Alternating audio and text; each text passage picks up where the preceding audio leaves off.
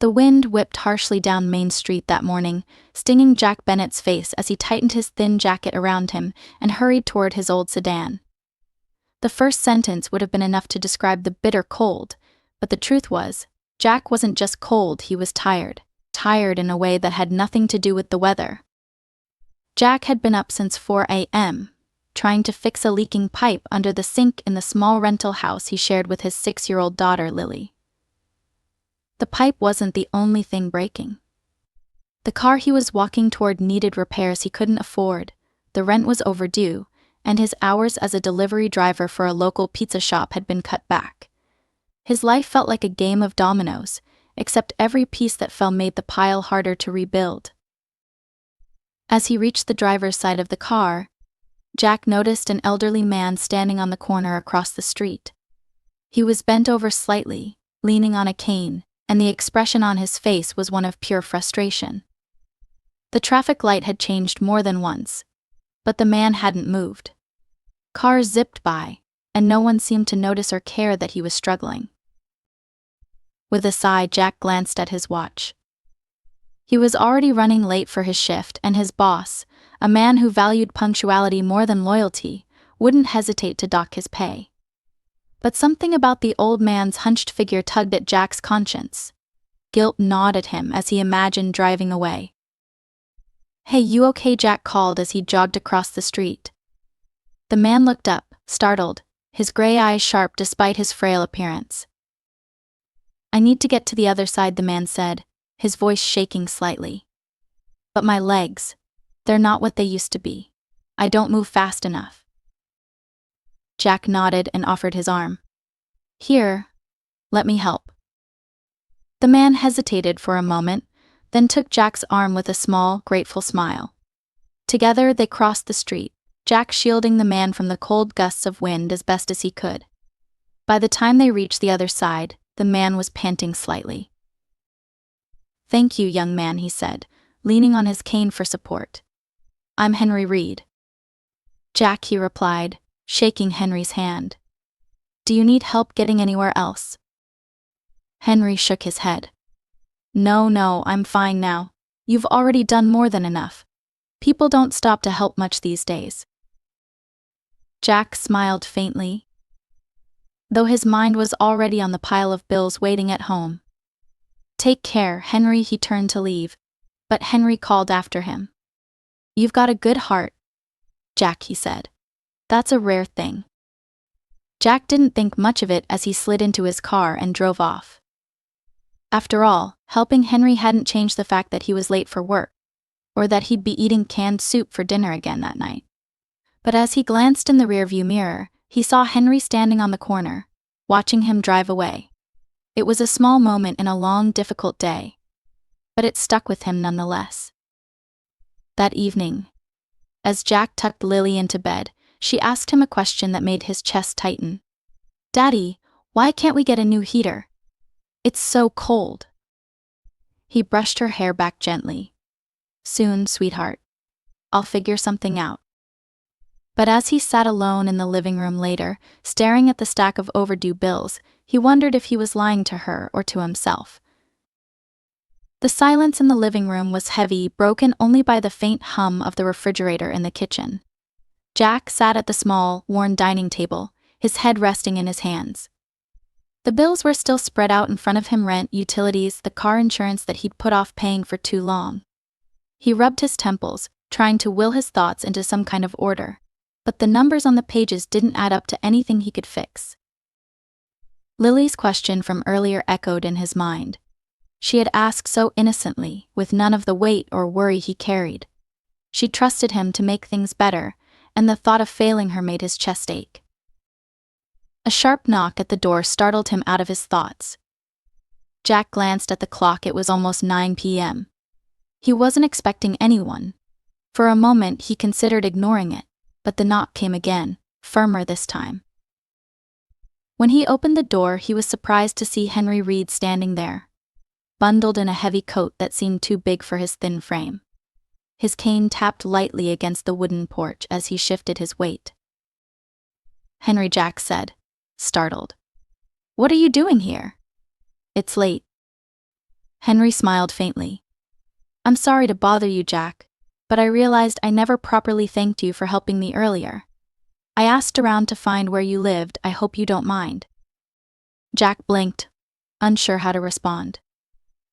No, it's fine. Do you need something? Henry hesitated for a moment, then shook his head. Not exactly. But I'd like to talk, if you don't mind. Just for a moment. Jack stepped aside, gesturing for Henry to come in. The older man moved slowly, his cane clicking softly against the floor. Jack closed the door behind him, suddenly self-conscious about the state of the house. The living room was cramped and cluttered with Lily's toys, and the faint smell of mildew from the leaky sink lingered in the air.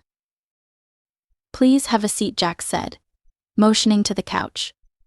Henry lowered himself onto it with a small grunt, his hands gripping the cane tightly. I've been thinking about what you did for me today, Henry began, his voice steady despite his obvious frailty. Most people would have just driven by, but you stopped. You helped a stranger. Jack shrugged, leaning against the wall. It wasn't a big deal. You needed help. Henry's sharp eyes studied him for a moment. It was a big deal. And I could tell you were in a hurry. You put someone else ahead of yourself, even when it wasn't convenient. Jack shifted uncomfortably. He didn't know what to say to that. Henry smiled kindly, sensing Jack's discomfort. I won't keep you long. I just wanted to say that people like you don't come around often. And I'd like to get to know you better, if that's all right. Jack frowned slightly, confused. Why? Henry chuckled. The sound dry but warm. Because I see something in you, Jack. And I think maybe we can help each other. Jack's brow furrowed. But before he could ask what Henry meant, Lily's small voice called out from the hallway. She stood in the doorway, clutching a blanket and rubbing her eyes. Jack sighed and crouched down to her level. What is it, sweetheart? I heard talking, she said, her voice soft. Her gaze shifted to Henry, curiosity lighting up her tired face. Who's that? Jack glanced back at Henry, who smiled warmly at Lily. This is Mr. Reed, Jack said. He's a friend. Lily's face brightened. Hi, Mr. Reed. Hello, young lady, Henry replied, his tone gentle. You must be Lily. She nodded, then looked at Jack. Can I have some water? Jack stood and ruffled her hair. Sure thing. Go back to bed, okay? Once Lily shuffled back to her room, Jack turned to Henry, who was watching him with an unreadable expression. She's a sweet girl, Henry said. She is, Jack said quietly, his voice tinged with both pride and worry. Henry shifted in his seat, his cane tapping lightly against the floor. Jack, I know I've just met you, but I'd like to ask a favor. Jack raised an eyebrow. A favor. Henry nodded. I'll explain everything in time, but for now, I'd like you to come by my place tomorrow. I could use some help around the house, small things here and there. Jack hesitated. He had no idea why Henry was asking him, of all people, for help.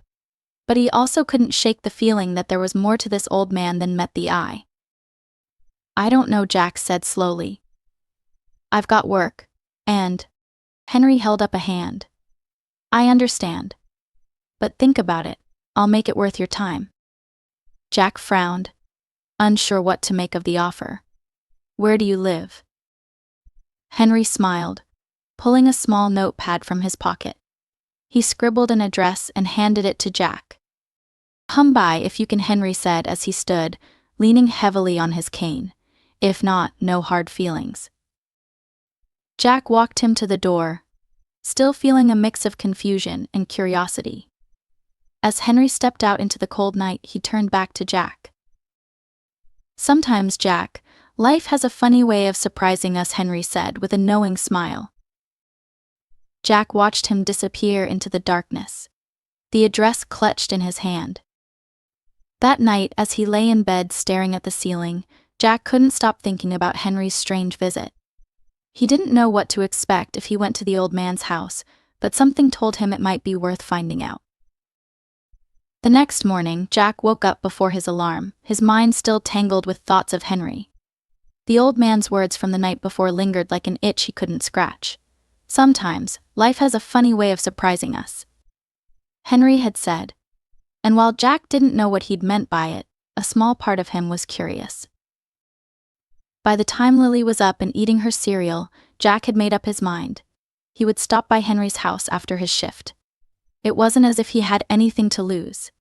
His hours at the pizza shop were still cut back, and the tips had been meager lately. If Henry needed help, and was willing to pay something small, it might at least cover a bill or two. "Daddy, can we go to the park today?" Lily asked, her voice hopeful. Jack smiled faintly, wishing he could say yes. "Not today, sweetheart. I have to work. Maybe this weekend, okay?" Lily pouted but nodded, her tiny shoulders slumping slightly. Jack kissed the top of her head and promised himself he'd make it up to her somehow.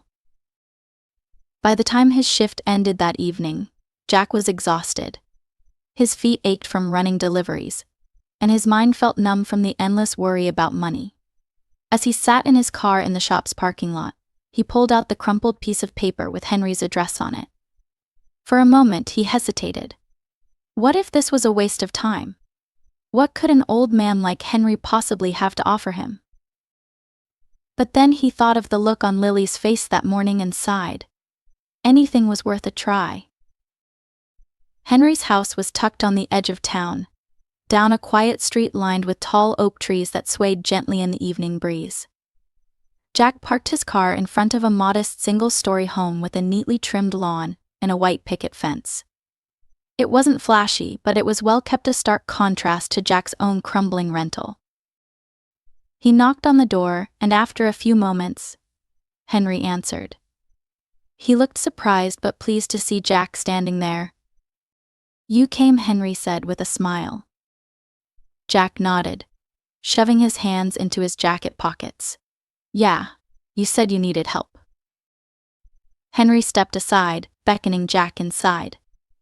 The house smelled faintly of lavender, and the interior was cozy but simple. A small collection of framed photographs lined the mantel above the fireplace, and a worn armchair sat by the window, a folded blanket draped over it. "Thank you for coming," Henry said as he led Jack to the kitchen. "I wasn't sure if you would." Jack shrugged. "Figured it couldn't hurt to see what you needed." Henry gestured to a small stack of papers on the kitchen table. "I've been having trouble keeping up with some things around here. Sorting through documents, paying bills, and a bit of light cleaning. My eyesight isn't what it used to be, and my hands aren't steady enough for some tasks." Jack looked at the papers, then back at Henry. "So you want me to, what, be your assistant?" "Something like that," Henry said with a chuckle. "Just a few hours a week if you can spare the time. I'll pay you, of course." Jack hesitated. The thought of taking on more work, even a few hours, felt daunting. But the promise of some extra money was hard to ignore. "How much are we talking?" Jack asked cautiously. Henry tilted his head, studying Jack for a moment. "Enough to make it worth your while. Let's start with $200 a week and see how it goes." Jack blinked, surprised. That was more than he'd expected. "Okay," he said slowly. "I can do that." Henry smiled, his expression warm. "Good. We'll get started tomorrow then." As Jack left Henry's house that evening, he felt a small flicker of hope he hadn't felt in a long time. It wasn't a solution to all his problems, but it was a start. And for the first time in weeks, he allowed himself to think that maybe things could get better. The next few weeks passed in a blur. Jack kept his shifts at the pizza shop while working for Henry in the evenings. The tasks were simple: organizing documents, balancing a checkbook, fixing a few things around the house. But as the days went by, Jack found himself growing more comfortable in Henry's company. Henry, it turned out, was a man full of stories. He spoke about his late wife, Margaret, with a fondness that made Jack's chest ache, and he shared anecdotes from his younger years that often left Jack laughing. But Henry also listened. He asked Jack about his life, about Lily, and about the struggles he faced. One evening, as Jack was repairing a loose cabinet hinge in Henry's kitchen, Henry spoke up. "You remind me of myself when I was younger," Henry said, his voice thoughtful. Jack paused, glancing back at him. "How so?" Henry smiled faintly. "Trying to carry the weight of the world on your shoulders. Always putting others first, even when you're struggling." Jack didn't know how to respond, so he went back to fixing the hinge. But Henry's words stayed with him. It was a few days later when everything changed. Jack had just finished organizing a box of old photographs for Henry when the older man called him into the living room. He was sitting in his armchair, a folder resting on his lap. "Jack," Henry said, his tone serious. "There's something I need to tell you." Jack sat down on the couch, suddenly nervous. "What is it?" Henry opened the folder and pulled out a stack of papers, handing them to Jack. At first, Jack didn't understand what he was looking at: financial documents, property deeds, and a list of investments. But as he flipped through the pages, realization dawned on him. "You're Jack," began, his voice trailing off. "A millionaire," Henry finished with a small chuckle. "Yes, though I don't go around advertising it." Jack stared at him, stunned. "Why are you telling me this?" Henry leaned forward, his expression serious. "Because, Jack, I've been watching you. You're a good man. You've helped me more than you realize, and I want to help you in return." Jack shook his head, confused. "I don't understand." Henry smiled. "You will. Just trust me." And with that, Jack's life took a turn he never could have imagined. Jack stared at Henry, the open folder still in his hands, his mind racing to catch up with what he'd just heard. A millionaire? Henry? The man who lived so simply, who wore the same worn-out cardigan every day and shuffled around his house like any ordinary old man? I don't understand," Jack said finally, his voice barely above a whisper. He set the folder down on the coffee table, as if holding it any longer might make it harder to believe. Henry leaned back in his chair, his cane resting against the armrest. "I didn't think you would," he replied kindly, his voice steady and calm. "Let me explain." Jack folded his hands in his lap, his body tense as he nodded. "I wasn't always like this," Henry began, gesturing vaguely to the folder. "I grew up dirt poor in a small farming town. My father worked himself into an early grave trying to keep food on the table, and my mother did what she could to keep us all afloat. I knew early on that if I wanted a different life, I'd have to make it for myself." Henry paused, his gaze growing distant for a moment. "I worked hard, Jack. I worked so hard it hurt physically, emotionally, in every way you can imagine. But eventually I got lucky. I started a small business with every penny I had, and over time it grew. I made investments, took chances, and somehow it all worked out." Jack listened silently, his mind still struggling to reconcile the man in front of him with the story he was telling. "But here's the thing," Henry continued, his voice softening. "Money doesn't solve everything. I've had more of it than I ever dreamed of, but it didn't stop me from losing the love of my life. It didn't stop my body from breaking down as I got older. And it certainly didn't stop me from feeling lonely after Margaret passed." Henry looked at Jack then, his sharp gray eyes locking onto his. "That's why I live the way I do now. I don't need a big house or fancy cars. What I need, what I've always needed, is connection. And that's why I noticed you, Jack." "Me?" Jack asked, his voice cracking slightly. Henry nodded. "You. The way you stopped to help me that day, even when it didn't benefit you. The way you've come here every evening, not just to work, but to listen, to share pieces of yourself. People like you are rare, Jack. And I believe in rewarding kindness when I see it." Jack shook his head, his throat tightening. "Henry, I don't think I deserve anything from you. I was just doing what anyone would do." Henry chuckled, a sound that was both amused and sad. "Oh, Jack, if only that were true." Jack looked down at the folder again, the weight of Henry's words settling over him. What are you saying, Henry? Henry leaned forward, his hands gripping the top of his cane. I'm saying I want to help you. I've been where you are. Jack, struggling, scared, feeling like the world stacked against you. And I have the means to change things for you, just like someone once did for me. Jack blinked, confused. Someone helped you? Henry nodded. A man named Mr. Thompson.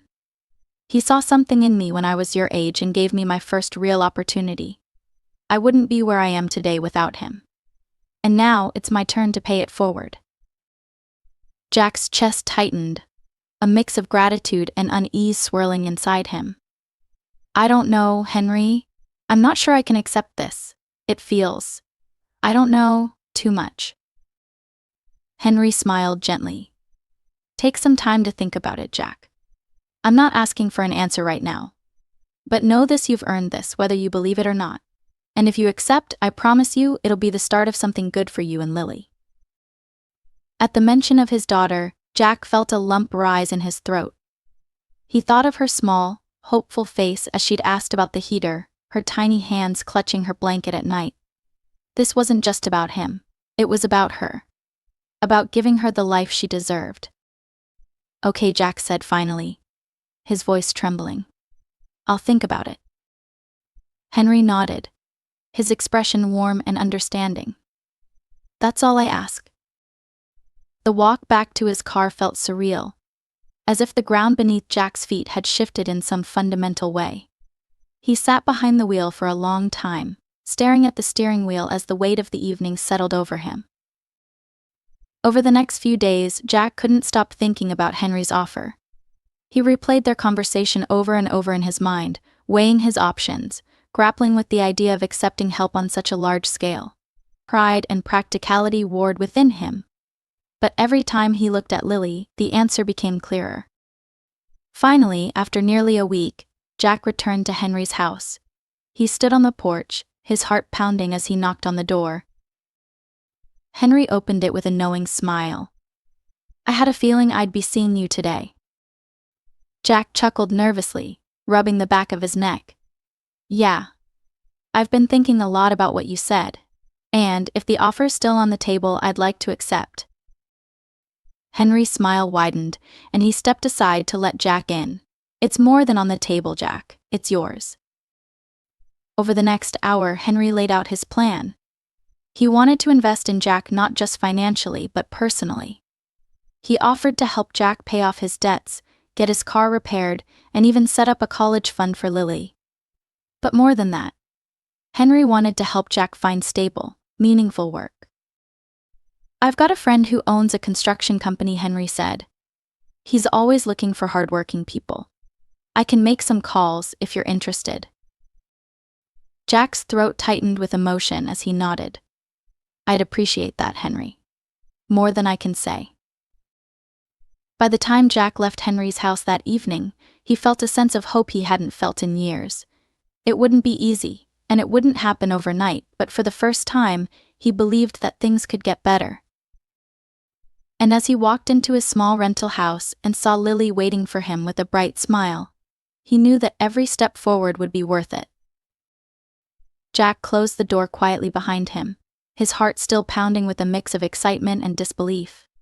Lily, sitting cross-legged on the living room floor with her crayons scattered around her, looked up and immediately beamed at him. Daddy. Look, I drew a picture of us. She held up a sheet of paper where she'd drawn two stick figures holding hands under a bright yellow sun. One of the figures had a big smile and a little bow in its hair clearly meant to be her, while the taller one had a baseball cap and a scruffy beard that resembled Jack's. Jack chuckled, walking over to kneel beside her. That's amazing, sweetheart. You're getting so good at drawing. Do you like it? She asked shyly. I love it, Jack said sincerely, pulling her into a hug. I'm going to keep this forever.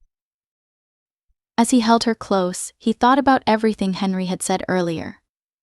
The offer to help pay off his debts and the promise of a better job lingered in his mind like a lifeline, pulling him out of the dark waters he'd been drowning in for so long. and the thought of starting a college fund for Lily, something he'd never even dared to dream about, made his throat tighten with emotion. For years, he had felt stuck, like every door was closed, and every path was blocked. Now, for the first time, there was a way forward. Daddy, Lily's soft voice broke through his thoughts. "Yeah, sweetheart. Are we going to be okay?" she asked, her big, innocent eyes searching his face. Jack swallowed hard, brushing a strand of her hair behind her ear. "Yeah, baby, we're going to be okay. I promise." The days that followed were a whirlwind of change. True to his word, Henry made a call to his friend who owned the construction company. Jack was nervous walking into the interview, his palms sweaty as he shook hands with the owner, a middle-aged man named Bill who had a firm grip and a no-nonsense demeanor. "You're Jack Bennett." "Huh," Bill said, looking over the resume Jack had nervously printed out the night before. "Yes, Sir," Jack replied, his voice steady despite the butterflies in his stomach. "Henry Reed speaks highly of you," Bill said, leaning back in his chair. "He's not usually one to vouch for people, so that says something." Jack nodded, unsure what to say. "I'm looking for someone to join the crew. It's hard work, long hours, heavy lifting, and attention to detail. But it pays well, and there's room to move up if you prove yourself. You think you can handle that?" "Yes," Sir Jack said quickly, his voice filled with determination. "I can handle it." Bill studied him for a moment before nodding. "All right, be here Monday morning at 6 sharp. Don't be late." Jack left the office feeling a mix of relief and excitement. It wasn't just a job, it was a chance to rebuild his life, one step at a time. As the weeks turned into months, Jack threw himself into the work. The days were long, and the physical labor was grueling, but he didn't mind. Every drop of sweat, every sore muscle, every callus on his hands was a reminder that he was moving forward. Henry kept his promise as well. With his help, Jack was able to pay off the overdue bills that had been hanging over his head like a dark cloud. The heater in their small rental house was finally repaired, and Jack no longer had to worry about Lily shivering under layers of blankets at night. One evening, as Jack sat at the kitchen table going over the budget, he realized something remarkable: there was money left over. For the first time in years, he wasn't living paycheck to paycheck. He could breathe. "Daddy, can we go to the park now?" Lily asked as she climbed onto his lap, her eyes bright with hope. Jack smiled, kissing the top of her head. "You know what? Yeah, we can go to the park. Let's go right now." Lily squealed with delight, running to grab her shoes, and Jack couldn't help but laugh. The sound of her happiness was worth more than anything money could ever buy. As they walked to the park, Lily skipping beside him, Jack thought about how far they'd come. He thought about Henry, whose kindness and generosity had been the turning point in his life. And then he thought about something Henry had said during one of their conversations. "Jack, when life gets better for you, don't forget where you came from. Don't forget what it feels like to struggle. And when you can, help someone else the way I helped you." Jack hadn't fully understood the weight of those words at the time. But now, as he watched Lily climb the jungle gym with a joy that was infectious, he knew exactly what Henry had meant. Life had given him a second chance, and one day when he was able, he would pay it forward. For now, though, he was content to savor this moment, a moment of peace, of hope, of happiness. A moment that reminded him that even in the darkest times, kindness had the power to change everything. And with Lily's laughter ringing in his ears, Jack knew that the future, for the first time in a long time, was bright.